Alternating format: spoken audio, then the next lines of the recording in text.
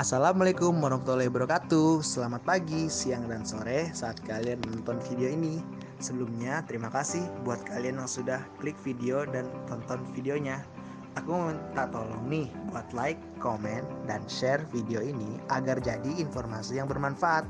Kami dari kelompok 4 TPB 9B Institut Teknologi Sumatera akan mempresentasikan RBL kami yang berjudul Implementasi Motor Listrik terhadap Pembuatan Dinamo Listrik Sederhana untuk memenuhi tugas mata kuliah Fisika Dasar 2.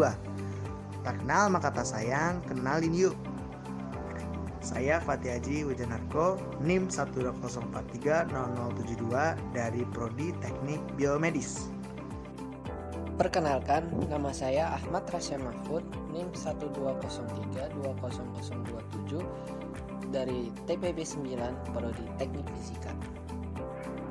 Dan nama saya Dani Chandra Saputra, NIM 120130111, TPB 9 Prodi Teknik Elektro. Hai semua, perkenalkan nama saya Mundi Malvina, NIM 120430065 dari Prodi Teknik Biomedis TPB 9. Perkenalkan, nama saya Safira Dinda Rifana, NIM saya 120430067, saya dari Prodi Teknik Biomedis. Perkenalkan, nama saya Sepedi Cahyani, NIM 120430074 dari TPB 9 Program Studi Teknik Biomedis. Landasan teori, pengertian gaya Lorentz. Gaya Lorentz merupakan gabungan antara gaya elektrik dan gaya magnetik pada suatu medan elektromagnetik. Gaya Lorentz ditimbulkan karena adanya muatan listrik yang bergerak atau karena adanya arus listrik dalam suatu medan magnet. Arah dari gaya Lorentz selalu tegak lurus dengan arah kuat arus listrik dan induksi magnetik yang ada. Nilai gaya Lorentz pada sebuah kawat lurus dapat dicari dengan menggunakan rumus F sama dengan B dikali I dikali L dikali sin theta. Dengan F adalah gaya magnet, B adalah muatan medan magnet, I adalah arus listrik, L adalah panjang kawat, dan theta adalah sudut antara B dan I. Pada penerapan kehidupan sehari-hari, gaya Lorentz dimanfaatkan pada dinamo sederhana dan motor listrik. Dinamo sederhana memiliki prinsip kerja dinamo pada dasarnya terdiri dari sebuah kumparan yang berputar dalam sebuah medan magnet. Gaya gerak listrik yang ditimbulkan oleh dinamo mempunyai sifat bolak-balik sehingga arus yang ditimbulkan menjadi arus bolak-balik atau alternative current yang biasa disebut arus AC. Arus bolak-balik pada dinamo juga dapat diubah menjadi arus searah atau biasa disebut arus DC atau direct current. Motor listrik. Motor listrik merupakan alat untuk mengubah energi listrik menjadi energi mekanik. Mesin ini tidak bising, bersih, dan memiliki efisiensi tinggi, sekitar 75-95%. Berikut alat dan bahannya.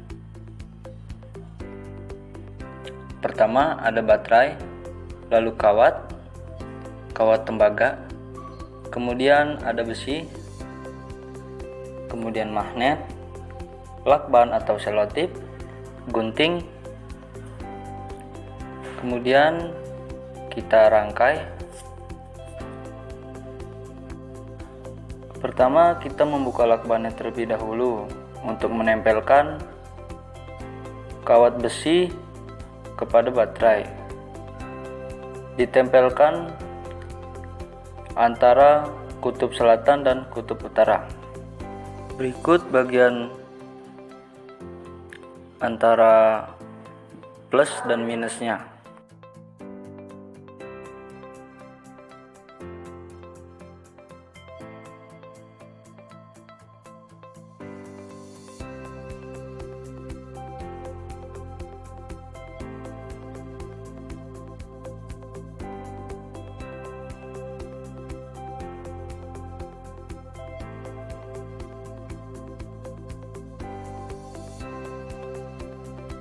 Setelah kita rekatkan, kemudian kita mulai melilit kawat tembaga sesuai yang kita butuhkan.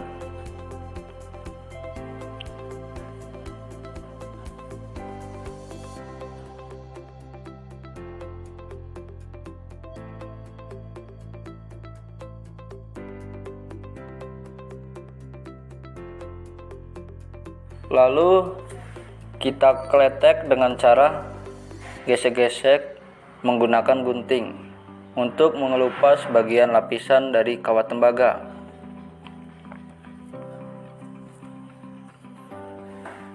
Setelah itu langsung kita coba. Arus mengalir dari kutub positif ke kutub negatif, sedangkan elektron bergerak dari negatif menuju positif.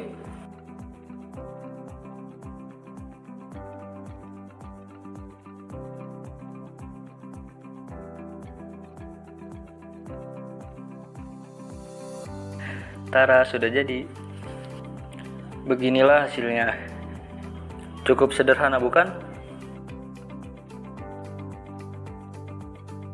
Kawat ini sebagai penghantar atau perantara, sehingga kawat ini dialiri oleh arus.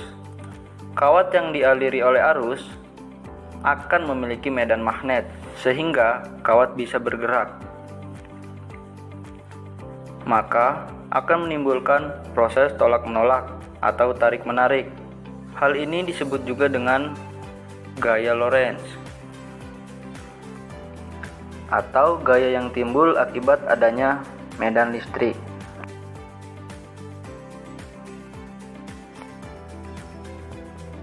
Kita akan membuat rangkaian serinya.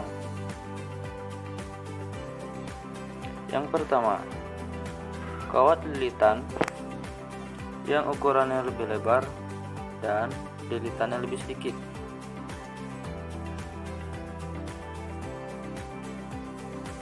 Setelah kita dekatkan dengan magnet, dia pun berputar, tapi pelan. Coba kita memakai kawat yang lilitannya lebih banyak dan ukurannya lebih kecil. Wah, ternyata dia berputar cukup cepat.